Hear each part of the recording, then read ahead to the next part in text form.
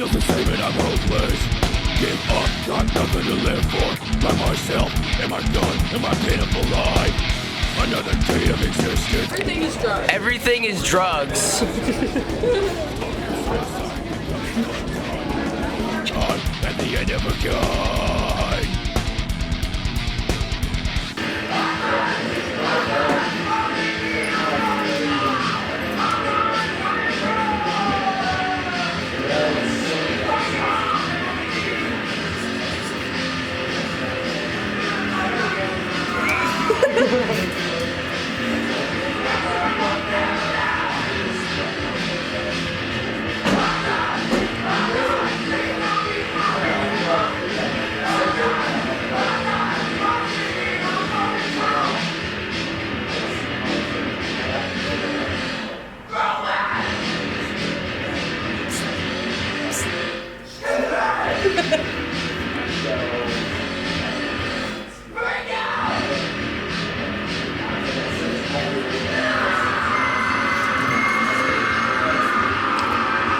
What happened?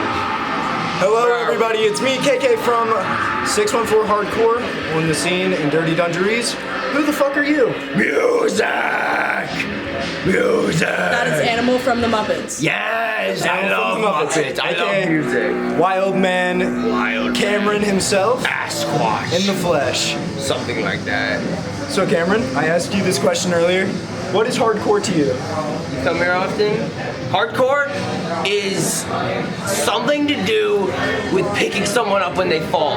Hardcore is spin kicking someone within their boundaries. Hardcore is calling people by their pronouns and nothing else. Fuck yeah. I'm like, hardcore's for everybody until you're not for everybody. You know? Exactly. Yeah. So hardcore isn't exactly for everybody, but it's for the good ones. Yeah. the And good- we get to decide which those are. Us, we're the council. We're the Council of Nine. We're the Council of Nicaea. We're the Knights of the Round Table. Music! Yeah, we're like wizards. We're like wizards in this bitch. Wizard Pride said. Yeah, wizard crime. Fuck, what am I talking about? Cameron, everybody, yeah! Everything is drugs.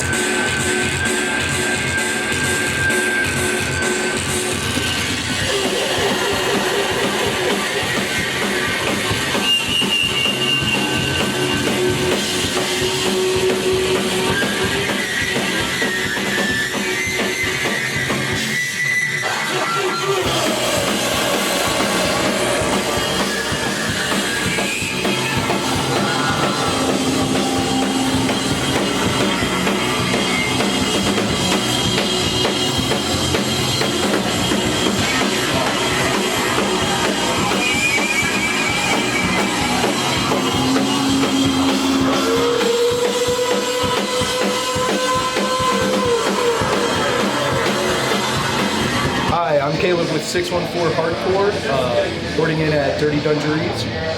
Who are you? I'm Tyler Bollinger, Access to God. Dope, man.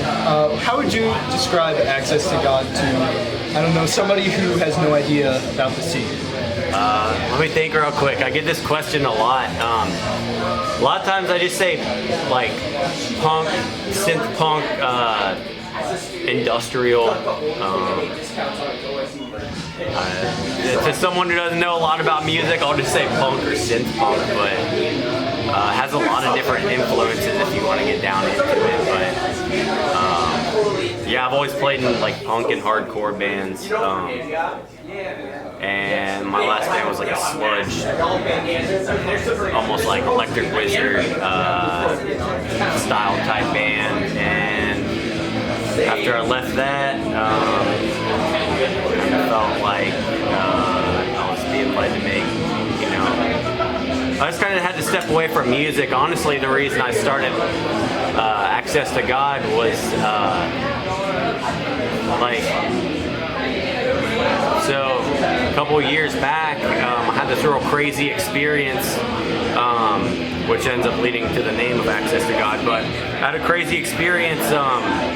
I was like just getting, you know, real deep into the world, into like drugs, alcohol, doing like, you know, just living for the flesh, whatever, you know, trying to, I don't know, get a quick fix, whatever you want to call it. One night I woke up in the middle of the night, out of nowhere, and I was like, had this vision. I was just walking through a pit of hell, and dude, it was the most craziest, like, realist experience I've ever had, where it was like a vision, but it was like, it was real. I woke up in the morning, and I went back to bed, felt sick. I didn't sleep the rest of the night, and like I was like real thirsty, like dude, just real sad and depressed. Like I didn't know what the heck was going on.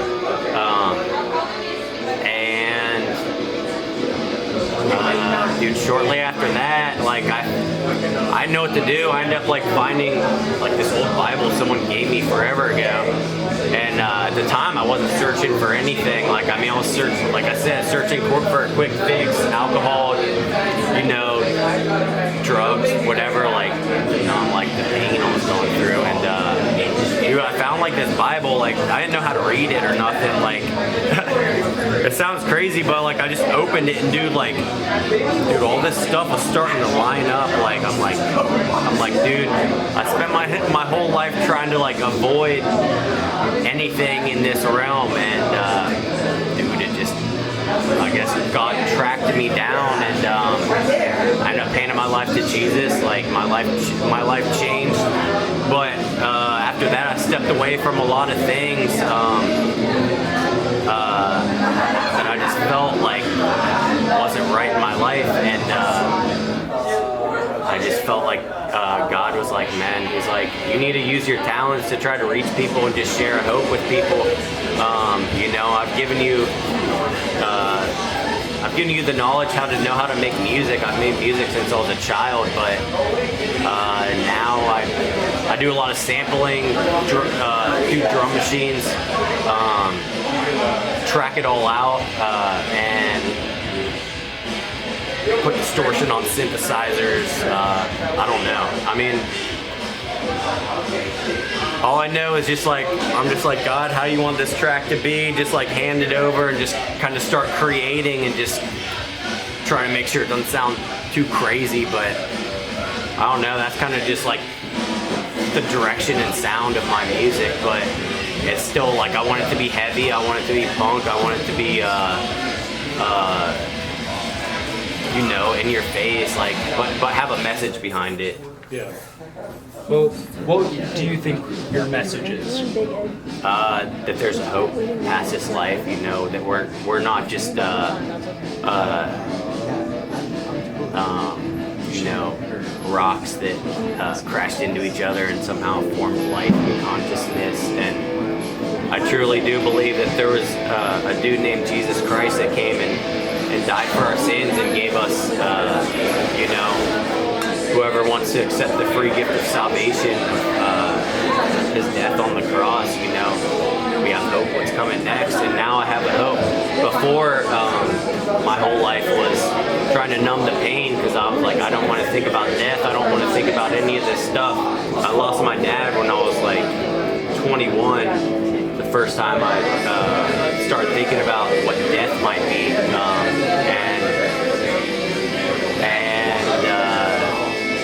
dude, I just started trying to numb it with drugs, alcohol, anything imaginable. But I guess the message is there's a hope after this life. That's really beautiful, man. Thanks, dude.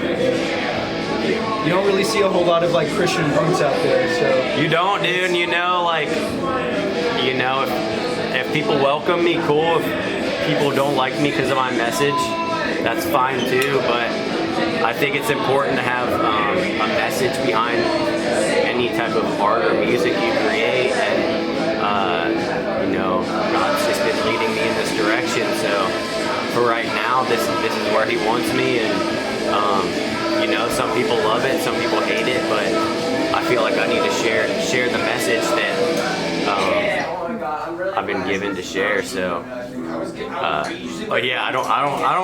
First off, I don't know anyone that makes, you know, really anything too similar to what I'm doing sound-wise, but also message-wise. Don't really see anyone touch on that either.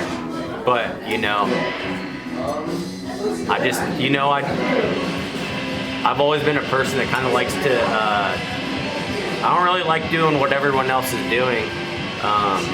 I mean, if I'm, whatever type of band or music I'm doing, I want it to be like, I don't want it to sound like the band that played before me, you know?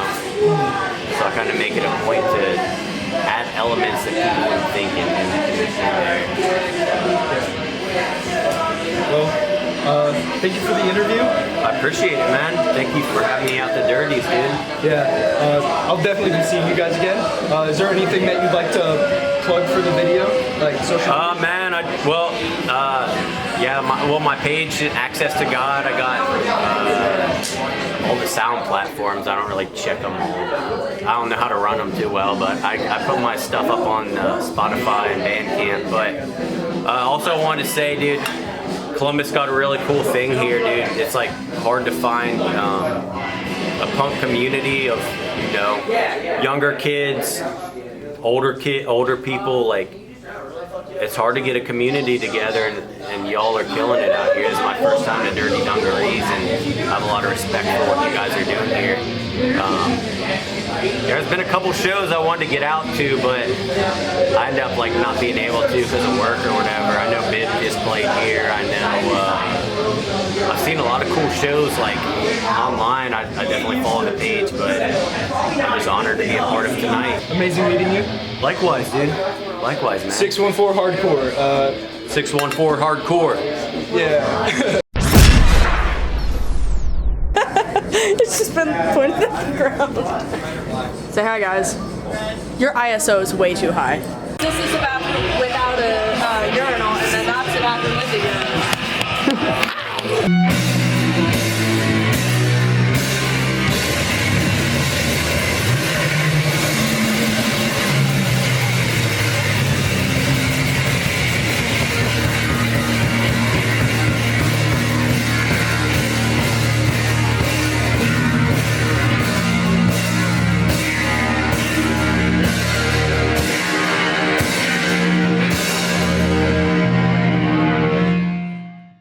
Hey everybody, this is 614 Hardcore. I'm KK, and who are you? I'm Sarah Egg. Peter Egg. Egg. All right. What is hardcore to you? Hardcore is about having fun with your friends. Yeah. I don't know. Throwing making it down. heavy music, making fun music. Yeah. Touching each other. Hard. Yes. Throwing it down. Mixing it up. Getting into it. Yeah. Whipping it up. Yeah. Having fun. I don't know. I've never thought of no that. one's ever What is asked me that. hardcore to That's us? What is hardcore to you? Getting whipped. I'd say hardcore to me is family, Yeah. True. camaraderie. Yeah. True, yeah. Yeah. And in your words, touching each other. Touching. Yeah. Well, but touching each other hard. in an appropriate way, and also sort of violently, but also in And then, a sensual, yeah. sensual violent way. It's about having fun. It's about having fun. It's about having fun. Letting off some steam. Yeah, making blowing fun off music. steam. Yeah. Now, there's a very controversial topic in the social media space in our local scene, and that is crowd killing. Okay. Yeah. What is your guys' take on crowd killing? So, you want to go first? I think it's like if you get in the pit, you know, it's like I think it's cringy and stupid to like go on like Instagram and be like, oh, someone punched me in the face or I got knocked in the head. It's like that's what happens in the pit. I think like there are assholes that like do target people and punch people, and you can tell when it's like, you know, when people are like just having a good time, having fun, and like just pushing people around, but they like stop themselves from going too far. And there's some people that don't do that, and you can tell they just kind of are out to hurt people. Those people are assholes and like should just be like dealt with or talked to. But I think it's just cringy and stupid to go online and like post like, I got knocked in the head, I got punched in the nose. Like that's just what happens at shows like this. It's a staple, and you could stay in places that you're not gonna get hit, or just I don't know. And there are lots of bands like. There are some bands that you know you just don't get into the pit for. I think 200 to 300 years from now, we'll look at crowd killing as like a very specific type of ballet. In that it's so regimented and so specific to a very tight form of rhythmic, movements. Yes, it's dangerous. Yes, it's very problematic. And yes, a lot of people get hurt. But when you look at it, you see something that you've never seen before in any other type of media or artistic scene. And I think it's just very special and interesting. I don't know what anybody's saying on Twitter or TikTok because I don't do that stuff because I'm too old for it. But when I see it live and in person, I'm blown away and fascinated and really just captivated every single time. And Are you really drunk? yes, Ah. that too. But also, I do mean this sober. I think it's something also much like ballet. You can only do it if you fit a specific set of. I don't know. You have to really work on it, and I think that people who do it really know what they're doing, and I'm impressed by it every time I see it. Also, though, you should probably not hurt anybody really, though. You know what I mean? Yeah. I guess it's a spectrum, but because there's crowd. I don't know. It depends on what you define as Like crowd violence killing. with restraint. Yeah, like I see people spinning and throwing their fists There's a around difference. away. Like you can Yeah. tell when people are just like They're just- having fun yeah. and like respectful, real. and then So you can real. tell when it's just like a big fucking angry dude. Yeah, It's just there to true. hurt people. There's sometimes And there's people a go line and- straight into it, just fucking I fighting. I do think it should be like an issue dealt with by the community, by the scene, by the people in it, Yeah, it's and really a not case by like case basis. like on Instagram. Like Yeah. Ultimately, the worst avenue for that is online. If this Yeah. thing happens physically in a real space, the last place it should be dealt with is on Instagram. digitally. Yeah. I don't know. But Cringy, it's dumb. Don't do it. and it looks Talk so to people sexy. in real life. If it looks really You have a good, problem with them. then I don't know. Yeah, I mean, if I saw like a little 5'2" dude doing a fucking front flip into somebody and concussing him for life, I mean, like, But does it match with the music? Yeah, and also, well, if 5'2" is willing to pony up the money for that person to recover, sure. Hey, I don't know. all right. Well, this has been 614 Hardcore. Big Egg, would you guys like to like promote any social media or anything? On Instagram, we're Eggsuckers Anonymous, and yeah, come see us get cracked. I'm really sorry if I made anybody upset. And if you want to talk about that, we'll work that out. I'm so sorry. Yeah, And I public really- apology coming Yeah, soon. coming soon. Yeah, we don't do interviews ever, so No, my bad. Trust me, me neither. So this is like, we're all learning You're nailing from it. this. You're killing it. You Yeah, are. awesome. Yeah. Thank you, I appreciate Yeah. it. Thank you. Awesome. Thank you. Thank guys. you. Hey, this is Caleb from 614 Hardcore. You probably caught that in the 7 intros that I gave during this video, but I just quickly wanted to thank you all for watching and, let you guys know that this was indeed my very first time editing anything and recording and going out on my own, and I very much look forward to it. So any points, tips, or anything would be greatly appreciated. My Instagram is ornerymethod118. That's ORNERYMEPHIT 118. Shameless little plug right there. And honestly, I really look forward to doing more interviews. Yeah, one love.